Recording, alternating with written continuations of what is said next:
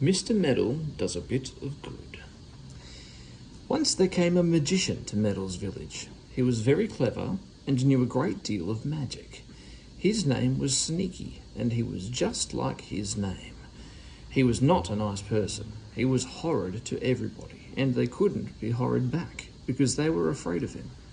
They stayed in their houses when Sneaky came by, because they were so afraid he might take them to be his servants. But of course Meddle didn't stay in his house. Oh no, he was far too curious about Sneaky. He longed to see what he was like. So when he knew that the magician was coming down the road, Meddle hopped out of his front door and squeezed himself inside a bush so that he might peep out at Sneaky. Sneaky wore very soft shoes that made no sound. Meddle couldn't hear him coming at all. "I must peep out and see if he has gone by," said Meddle at last. So he poked out his head, and just at that very moment Sneaky came by. He saw Meddle peeping out of the bush, and he stopped and grinned. "Oh, spying on me! This won't do, my dear fellow, this won't do." "I'm sorry," said Meddle, shivering in his shoes. "I just wanted to see what you were like." "Oh, you wanted to see what I was like, did you?" said Sneaky. "Well, you just come home with me, and you'll soon see what I'm like. I need a servant." And to Meddle's dismay, Sneaky reached out a long arm, picked him up out of the bush, tucked him under his arm like a parcel, and went off with him. "Well, it serves Meddle right," said everyone, peeping from their windows. "He is always prying and meddling." Poor Meddle. He didn't like being the magician's servant at all. He wasn't very good at cooking. He wasn't very good at cleaning. He didn't remember anything he was told, and he was always poking his nose into the magician's books and spells. "One day you'll leave your nose behind you if you poke it into any more of my magic," said Sneaky angrily when he found Meddle reading one of his magic books. "Go about your work. Clean my broomsticks today, and all the furniture too. It looks dreadful. Look at those smears. Look at those stains." "Yes, sir," said Meddle, but I haven't got any more polish." "What a nuisance you are," said Sneaky, "always wanting some more of this and some more of that. I will give you some polish today, and you must make it last for a whole week." Sneaky went to a cupboard. He took out 2 tins. One was blue and one was green. "Now listen carefully," he said sternly to Meddle. "This blue tin is for my broomsticks. It is a fly-away polish and has magic in it, so that when I want to use my broomsticks to fly away on, they will go smoothly and swiftly through the air. And this polish in the green tin is a good bright polish for the furniture. Now go away and work hard."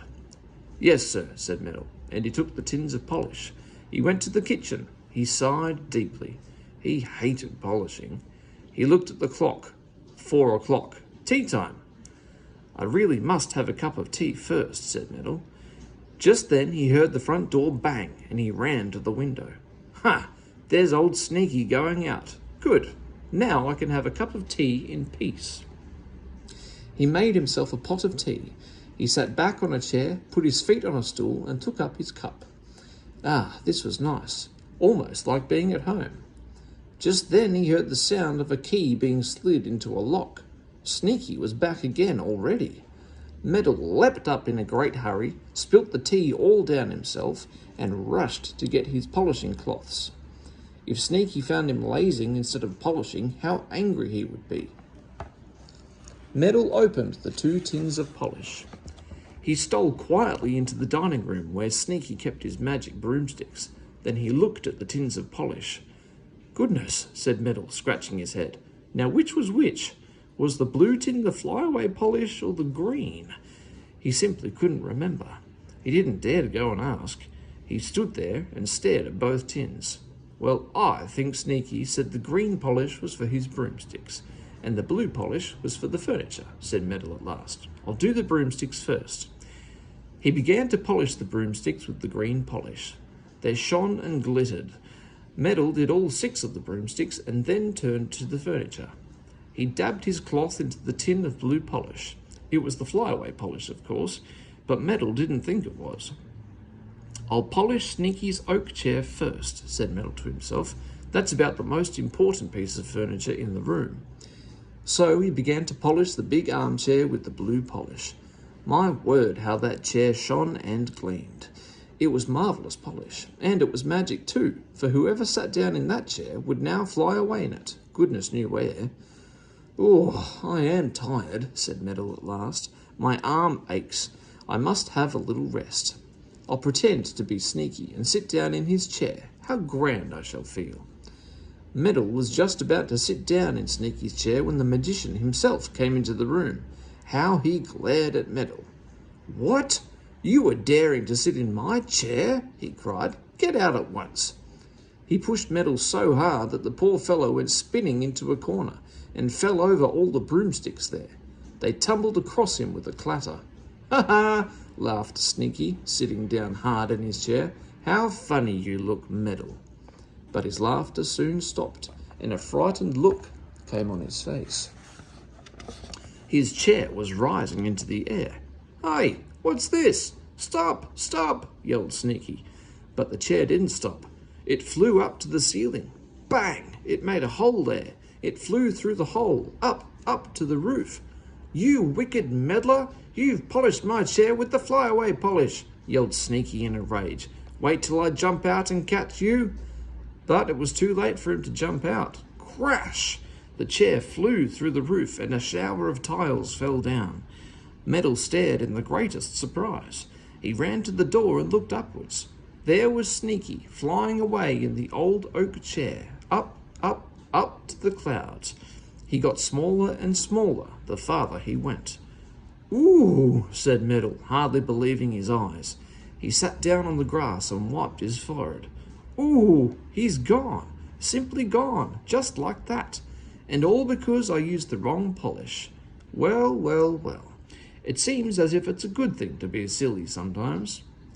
The folk in Meddle's village saw the curious sight of Sneaky flying through the roof of his house, away up to the sky.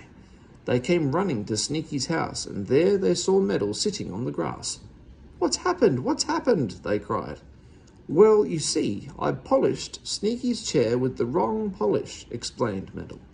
I used the flyaway polish instead of the furniture polish. I am always so foolish. Why, Meddle, that was the cleverest thing you've ever done, cried everyone. But I didn't mean to be clever, said Meddle honestly. It was a mistake. Good old Meddle, fine old Meddle, cried everyone, and they all crowded round him and shook hands. Come to tea with me tomorrow, said one. Come and have some of my ripe plums, said another. Come and have a cup of cocoa with me, said a third. Meddle was most astonished. He wasn't used to being made a fuss of. He liked it. It was nice. Thank you, kind friends, he said. I think that now I'm done one clever thing, I may perhaps be cleverer in the future. Anyway, I'll try. So he's trying, and not getting on so badly either. I'll be sure and tell you if he starts meddling and getting into trouble again soon.